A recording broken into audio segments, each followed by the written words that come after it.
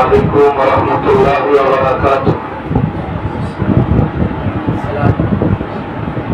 نحمده ونصلي على رسوله الكريم أما بعد.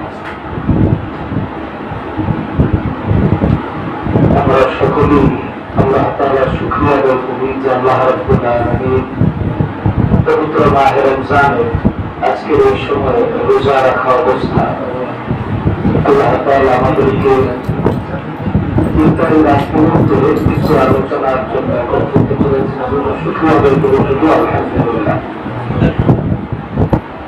আমি সকলের দৃষ্টি আকর্ষণ করবো যে আসলে যেহেতু আল্লাহ কোরআনের কথা হচ্ছে, আমরা একটু মনোযোগের সাথে একটু কথাগুলো শুনি। রমজান মাস মুসলমানের জন্য ইবাদতের সিজন।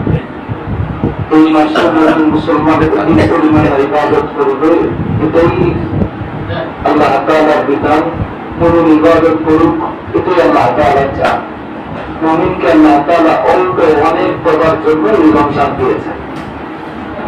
আমরা রমজান আসলো তারাবির সালাত আদায় করছি, রমজান রোজা রাখছি, দান খয়রাত ইফতার করছি, এই যত কাজগুলো করছি, এই সবগুলোর বিনিময়ে আমরা আখিরাতে আল্লাহ তাআলার কাছে পাবো ইনশাআল্লাহ। তবে এই আমলগুলো যদি আল্লাহ তাআলার কাছে কবুল হয়, আল্লাহ যদি কবুল করেন, তো আল্লাহ তাআলার কাছে আমল কবুল করাবার জন্য আমাদেরকে আল্লাহর কাছে দোয়া কান্নাকাটি করা চাই। আল্লাহ তাআলার বিধান এবং নবীর তরিকা অনুযায়ী আমাদের জীবনটাকে গঠন করা চাই। তবে মুমিন মুসলমানের জীবন যদি আল্লাহর হুকুম এবং নবীর তরিকা অনুযায়ী গঠন না হয়, তার মন মতো হয়, খায়েশ মতো হয়, যেটা তার পছন্দ সে করবে, যেটা তার ভালো লাগে করবে, যেটা এখানে আল্লাহ করতে চায় না।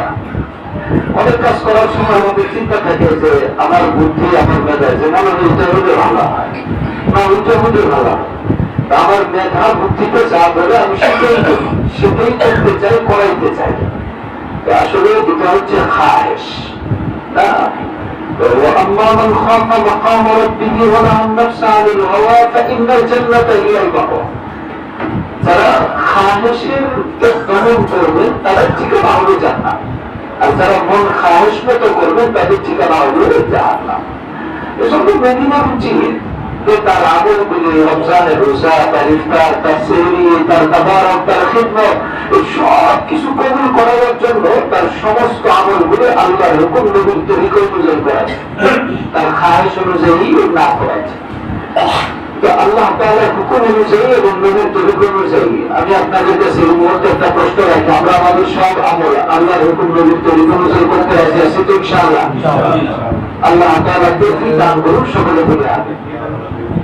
আল্লাহর হুকুম নবীর তরিকা অনুযায়ী না করে আমাদের কোনো উপায় নাই, কারণ দুনিয়া হচ্ছে একটা ক্ষণস্থায়ী।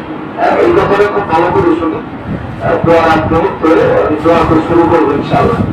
দুনিয়া হচ্ছে ক্ষণস্থায়ী, এই দুনিয়াতে কেউ চিরদিন থাকবে না। আমরা এক সময় এই দুনিয়া ছেড়ে চলে যাই, দুনিয়া থেকে যেতে হবে, ওটা একটা নাস্তিকে বিশ্বাস করে, যে আল্লাহ বিশ্বাস করে না, সে বিশ্বাস করে দুনিয়া ছেড়ে যেতে হবে।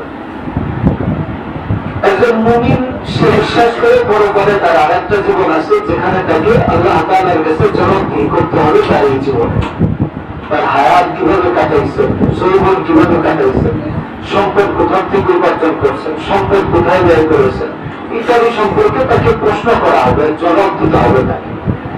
বুদ্ধিমান তো ওই মানুষগুলো, যে মানুষগুলো দুনিয়ার জীবন থেকে আখিরাতের জন্য কি করে, কিছু উপার্জন করে। যেমন এক্সাম্পল ফরমালি আপনাদের একটা দৃষ্টান্ত দিয়ে আমি বলি, যে একটা ছেলে আপনি প্রবাসে বিদেশে পাঠিয়েছেন কাজের জন্য, সে সেখান থেকে কাজকর্ম করবে, যা উপার্জন করবে এখানে খেয়ে দিয়ে শেষ করে আসে। এই সন্তানকে আমরা কি বুদ্ধিমান বলি? বুদ্ধিমান তো সে যে এখানে উপার্জন করেছে গ্রামের দেশে নিয়ে আসতে পারে।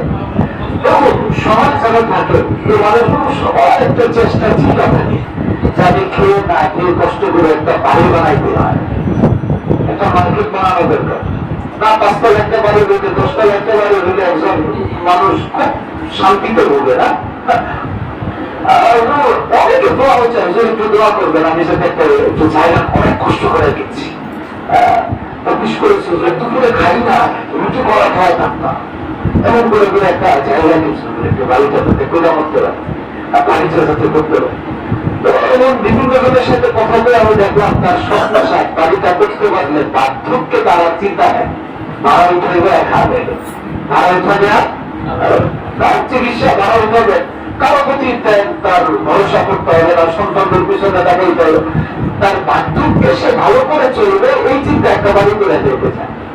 আমি অনেক চিন্তা করে ফেললাম এবং দুজনের সাথে শেয়ার করছি, আজকে আপনাদের কাছে শেয়ার করে দেব।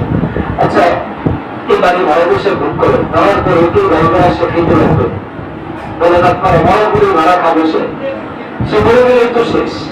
তখন এই ভাড়া তার খাবে কে? তার ছেলে, তার মেয়ে, তার দিদি, সন্তান, অন্যরা এই ভাড়া ভোগ করতে পারবে। আসলে এই মানুষ যে এমন কোন প্ল্যান করতে পারে যে ভাড়াটা মরার করে দিতে পারে, আপনারা মরার করে ভাড়া খাবে কিভাবে? সন্তানকে উঠে বাবা তুই খা, মরার করে ভাড়াটা সে খাবে কিভাবে? মরার করে ভাড়াটা খাবে সে এইভাবে এমন একটা কাজ তাকে করে দেওয়া যায় যার দ্বারা সপ্তাহে তার কিচনে কবরে ভাড়া। এটা হচ্ছে যে মনে করে দুনিয়াতে বাড়ি করলাম, দুনিয়ার ভোগ করলাম, এটা হচ্ছে হাত বুদ্ধিমান। আর পরিপূর্ণ জ্ঞানী হচ্ছে ওই মানুষটা যে এটার এমন একটা সিস্টেম করতে পারে মরার করে কবরে তার কি যাবে ভাড়া যায়। কবরে ভাড়া যাবে কিভাবে? যেমন কথার কথা বলা করছেন, একটা উদাহরণ দৃষ্টান্ত আপনার এখানে নামাজের ব্যবস্থা করছেন, জানি না এটা কি নিজস্ব বাড়ি না ফ্ল্যাট বা বাসা আমার জানা ব্যাপার না, অনেকে মালিক আছে না, তাই না? এই সালের মালিক অনেকে আছে সবাই। এখন যদি এখানে একটা নামাজের ব্যবস্থা হয়, আপনার যে কেউ দুইটা ফ্ল্যাটের মালিক, একটাই থাকে আরেকটা ভাড়া খান, আর ফ্ল্যাটে আপনি থাকতেছেন মনে করে আপনার সন্তান ভোগ করে আপনার ছেলে কিন্তু চলেই যাবে। কিন্তু এখানে যদি নামাজের ইন্তজাম হয়ে যায়, নামাজের ইন্তজাম যদি হয়ে যায়, ভবিষ্যতে হবে কি এখানে বাচ্চারা একটা টাইম কোরআন শিখতে পারে। ব্যবস্থা হবে কি আমরা মুরব্বীরা আছি যে চিন্তা করি ইমাম সাহেব আমাদেরকে নামাজের পরে একটা সূরা কষ্ট করেন, ৪ সূরা আমার শুনতে হয়ে যায়।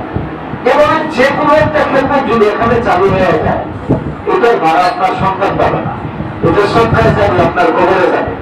আপনার সন্তান মদখোর হইতে পারে ভবিষ্যতে, আপনার রাগ করতে পারে, কিন্তু আমার করার পিছনে সমাজের অবস্থা আছে, বাবা মরে গেছে, বাবার সব পয়সায় সন্তান মদ খায়, আকাম প্রথম সব করে, কিন্তু আপনি যে বাবা খাইবার ইন্তজাম করে এই ভাড়াটা কবরে আপনার অটোমেটি চাইতে থাকবে, আপনার সন্তান সুযোগ হলে এটা ফিরাইতে পারবে না। আপনার বিবি যদি বাজারে দূরে এটা ফিরাইতে পারবে না, এটার একটা সব আপনি পাবেন।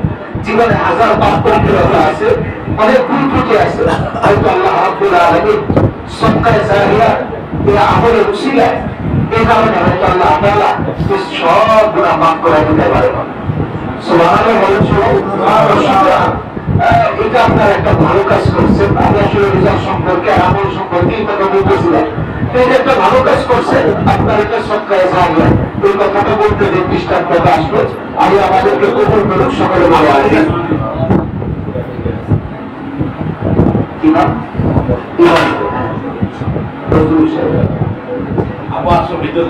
আচ্ছা আচ্ছা।